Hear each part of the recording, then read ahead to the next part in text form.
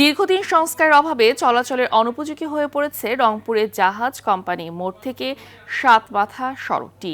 সৃষ্টি হয়েছে ছোট বড় গর্ত আর খানাখন্দের। এতে প্রতিনিয়ত দুর্ভোগে পড়ছেন পথচারী ও যানবাহনের চালকরা।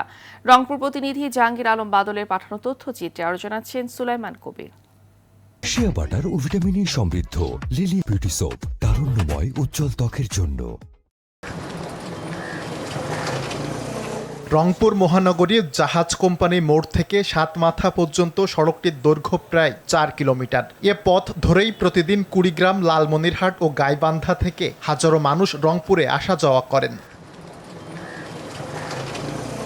দীর্ঘদিন সংস্কার না হওয়ায় কার্পেটিং উঠে গিয়ে সড়কটিতে তৈরি হয়েছে অসংখ্য খানাখন্দের। এতে 20 মিনিটের রাস্তা পাড়ি দিতে সময় লাগছে দ্বিগুণ। প্রতিনিয়ত ঘটছে ছোট বড় দুর্ঘটনাও। বছরের পর বছর ধরে এমন ভোগান্তিতে অতিষ্ঠ হয়ে উঠেছেন স্থানীয়রা। এই রাস্তাতে যাওয়া আসা করতে আমাদের অনেক কষ্ট হয় এবং বাচ্চারা স্কুলে যায়, অনেক সময় দেখা যায় দুর্ঘটনা হয়। অসুস্থ রোগী যখন যাতায়াত করে তখন তো বেহাল অবস্থা হয়ে যায়। রোডের যে এত করুণ অবস্থা যে গাড়ি চালায় মুশকিল। এই রোডে আসলেই দেখা যায় আমাদের ভ্যানের আজকে বেয়ারিং ভাঙছে, কালকে পেনিয়াম ভাঙি গেছে, আর যাত্রীরাও আমাদের সঙ্গে আসতে চায় না। আমরা চাই যে রাস্তাটা যত তাড়াতাড়ি ভালো হয়, আমরা ভালোভাবে যাতায়াত করতে পারি। তবে আশার বাণী শুনিয়েছেন সিটি কর্পোরেশনের এ প্রকৌশলী। রাস্তাটার জন্য অলরেডি টেন্ডার করা হয়েছে, টেন্ডারের উপরে টেন্ডার রিসিভও করছি আমরা।